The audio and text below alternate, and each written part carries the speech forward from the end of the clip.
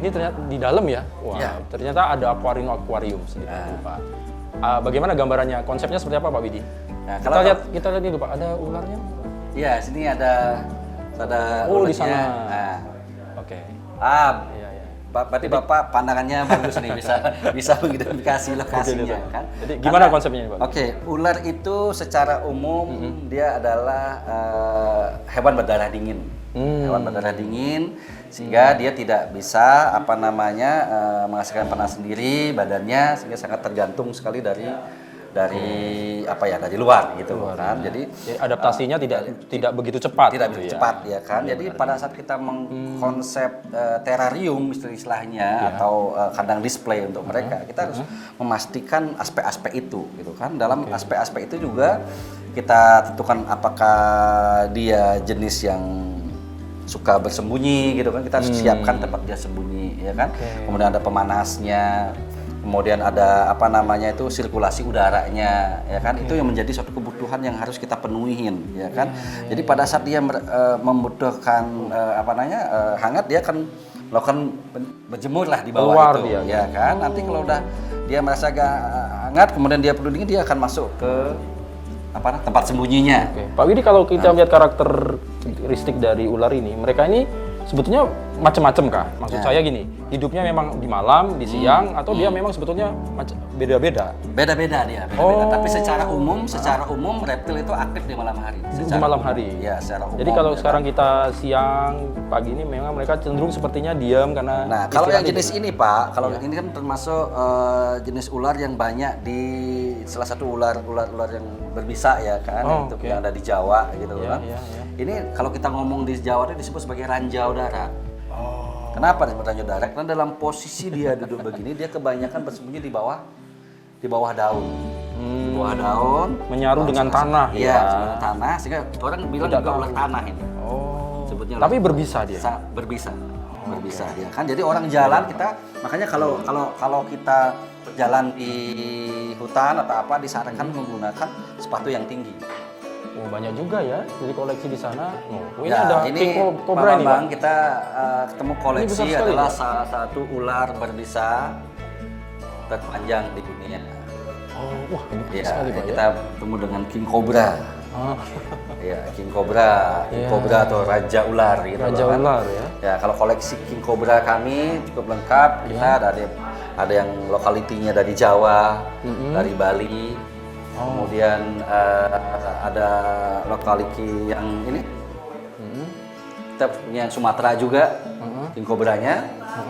Jadi kenapa kita king cobra ini menjadi suatu daya tarik tersendiri, karena secara umum orang memframing bahwa semua ular itu berbisa selevel dengan king cobra. Ya kan? Nah, jadi orang pada saat mendengar ular gitu loh kan, konotasinya itu adalah kobra atau king cobra. Ya kan? Sehingga konotasi masyarakat terhadap ular itu sangat-sangat buruk, sehingga semua ular dianggap sangat berbahaya, bisa mematikan. Ya. Nah, memang betul secara umum kalau kita tidak paham terhadap jenis-jenis ular, memang ya harus diwaspadai gitu loh kan, harus diwaspadai. Tapi tidak serta-merta dengan itu kita berarti harus membunuh ular itu. Berarti apa sikap kita Pak sebetulnya secara sebenarnya secara umum kalau kita orang awam gitu ketemu kan kadang-kadang ular di rumah. Betul. Kalau kita orang awam ketemu ular, sebenarnya kan harus dipahami bahwa ular itu tidak sekonyong-konyong datang ke rumah kita atau ke tempat kita untuk menggigit kita. Tidak ada ceritanya begitu. Ular datang sengaja untuk menyerang. Tidak ada. Ular datang ke rumah kita hanya kebetulan dia mengikuti jejak mangsanya dia. Atau lagi mau mencari makan. Karena lapar. Kalau kita secara umum bahan pakan dari ular adalah tikus, ya kan, mammal-mammal kecil dan lain sebagainya. Itulah sebenarnya yang mereka cari. Ya kan? Kalau sebenarnya dia kenapa ada ular di rumah, kenapa ada ular di kandang ayam gitu loh kan? Sebenarnya itu yang mereka cari, mereka mencari pakan. Atau mereka juga mencari kehangatan dalam kondisi misalnya musim hujan dia dia tidak memiliki tempat yang nyaman di alam dia ke rumah kita untuk mencari tempat untuk bersembunyi, untuk kenyamanan gitu loh. Oke. Demikian. Jadi untuk menghindari itu sebenarnya gampang sekali, bahwa kalau rumah kita itu kotor, sering ada tikus atau apa gitu kan, itu harus dibersihkan. Harus bersih. Sehingga untuk mengurangi tikus atau mangsa dari ular ini. Kemudian tempat-tempat yang istilahnya tidak bisa diawasi dengan baik itu harus dibersihkan, tidak menjadi tempat sembunyi. Ya, tempat-tempat gelap. Ya, tempat gelap. Gitu, Kemudian ya kan? sandal-sandal sepatu yang tidak Sudah jelas. lama tidak. Gitu. Oke. Tapi pada prinsipnya, poin yang penting adalah apabila kita menemukan ular di rumah atau di sekitar itu, jangan dibunuh dulu. Ya, Gitu ya Pak ya. Betul. Kalau mungkin kalau memang, dan tidak usah panik dalam tanda Ya, tidak kutip usah panik. Kalau memang tidak bisa menangani, tapi nanti Pak Widi mau ngajarin saya sedikit. Kalau Ya, tidak ya, bisa ya. menangani, bolehlah baru. Kan sekarang kita ada apa ya? Apa itu damkar atau apa ya? Ya, Tugas damkar yang khusus ini, ya, yang memang betul, mereka betul, mahir di bidang itu. Ya. Betul. Yang penting jangan dibunuh dulu. Jangan dibunuh dulu. Yang dihindari saja. Kalau yang reptil jenis ular ini Pak Widi, kita punya koleksi berapa Pak Widi? Kalau jenis ular sendiri hampir kalau dari seluruh koleksi kurang lebih 40%-nya adalah ular. Ular ya? Ya, tapi di sini selain banyak ya? ular ada juga jenis bunglon, kemudian ada jenis kadal, jenis biawak. Kemudian ada juga Itu kepalanya keluar. buaya. Hah? Kepalanya keluar tuh. Ya, ini dia lagi apa namanya? Dia lagi ini kurius ini. Nah, Oh, ada apa ini? naik gitu tuh ya. kan. Nah, dia akan coba apa namanya? Ini lagi tenang dia kan. Kalau dia terprovokasi, biasanya dia akan mendongakkan kepalanya. Santai dia. Jadi ini kobra, jenis kobra. King Cobra. King Cobra satu. Nah Pak Widi kalau boleh tahu, jadi koleksi apa reptil ular ini itu kepemilikan siapa Pak? Punya sendiri atau memang ada kerjasama atau seperti apa? Kita dari koleksi reptil yang kita miliki ini, karena kita adalah lembaga konservasi dari pemerintah, kita punya izin lembaga konservasi kan, untuk sumber-sumber satwa itu udah ditentukan oleh aturan. Oh, Ya, oke. dalam Permenhub disebutkan bahwa sumber satwa yang ada di lembaga konservasi itu bisa bersumber dari satu penyerahan masyarakat. Oh, mau menerima juga. Ya, penyerahan. Misalkan ada masyarakat yang apa namanya Punya atau menemukan?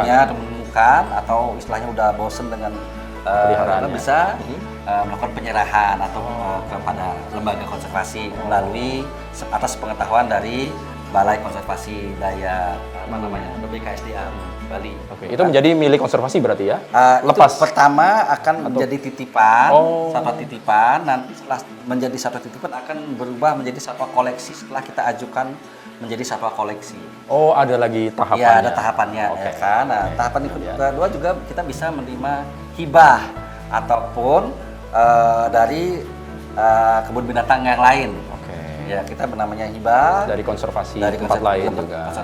Ada juga tukar menukar. Oh. Tukar menukar antara misalnya satu lembaga konservasi dengan lembaga konservasi yang lain, tukar menukar.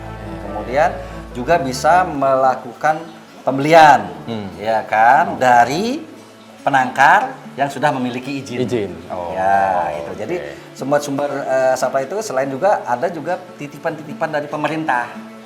Ya, misal untuk satwa-satwa yang dalam hal terjadi Langka, ya misalnya. bukan penegakan hukum, Oh, gakum, ya ya tidak kan, boleh. misalnya Oke. ada hasil sitaan Oke. itu kami menjadi rekanan bagi pemerintah untuk menerima satwa itu untuk Dipelihara. Pertama kalau udah case secara hukumnya selesai gitu loh kan, udah inkrah istilahnya, baru kita bisa naikkan statusnya menjadi satwa koleksi.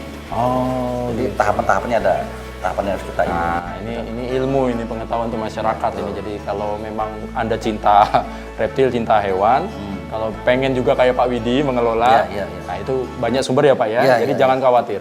Yang penting ada izinnya. Yang penting ada izin, izinnya. semua Kalau legal. kita karena berbeda lembaga konservasi, lembaga kemudian penangkaran dan pengedar itu memiliki izin yang berbeda-beda, ya kan? Memang khusus untuk taman satwa kami ini adalah memiliki izin lembaga konservasi. Waduh. Nah, Pak Widi, sebelum kita melanjut ke tempat lain dari gua nih, kalau merawat ular-ular sendiri atau dari sudut apa ya Pak ya, supaya dia lebih sehat, pemantauan itu seperti apa Pak? Ini yang dilakukan Baik, Pak. oleh Bali. Kalau untuk memelihara reptil ini mungkin bahasanya ilmunya agak sedikit lain Pak. Oh, gitu loh, oke. kan. Karena kan kalau kita pelihara ayam, pelihara kelinci, pelihara kucing, relatif secara umum orang bisa pahami bahwa konsepnya bahwa harus dipahami dulu bahwa ular ini atau reptil ini adalah hewan berdarah dingin. Itu harus dipahami sangat dulu.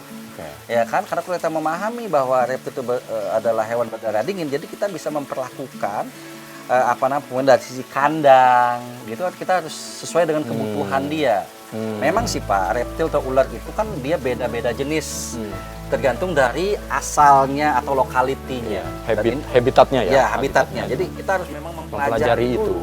Oh, ini habitatnya seperti ini. Oh, ini habitat seperti ini. Itu yang harus kita kondisikan. Setelah kita bisa mengkondisikan tempat itu sesuai dengan kandangnya, baru kita naik levelnya tentang perawatan gitu loh kan. Kalau perawatan reptil gampang-gampang susah Pak. Ya kan, kalau bagi kami, pengalaman kami, kalau sudah tempatnya bagus, nyaman lah, memenuhi unsur-unsur yang tadi, relatif akan sehat. Kemudian untuk pakan, kalau dia sudah tidak stres, sangat gampang makannya. Oh. Ya kan, kalau ular itu udah stres dia cenderung tidak mau makan. Oke. Ya, kalau udah dia tempatnya nyaman, kemudian makannya bagus, cenderung akan baik-baik saja.